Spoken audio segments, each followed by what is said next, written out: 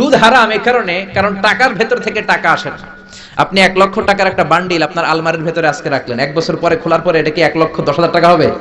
1,05,000, 1,02,000, 1,10 টাকা, 1,05 টাকা, 1,01 টাকা? 1 টাকাও পারবে না। কত থাকবে? 1 লাখই থাকবে। কারণ টাকার ভেতর থেকে টাকা আসে না।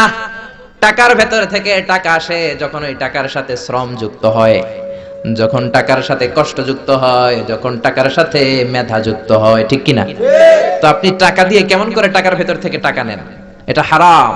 হয়তো আপনাকে ব্যবসায় অংশগ্রহণ করতে হবে, লাভ লস দুইটাতে অংশগ্রহণ করতে হবে, রিস্কও থাকবে। আপনি ব্যবসায় টাকা দিয়ে শুধু লাভ নিলেন, লস নিলেন না, এটাই সুদ, ঠিক কিনা? আপনার লাভও নিতে হবে, লসও নিতে হবে, ঝুঁকিও নিতে হবে। এইটার নাম হলো ব্যবসা। হয় আপনি ব্যবসা করবেন, তা না হলে আপনি কর্জে হাসানা দিবেন। কি দিবেন? কর্জে হাসানা দিলে ওই ব্যক্তির মর্যাদা বাড়িয়ে দেয় কে? চিল্লায় বলেন কে?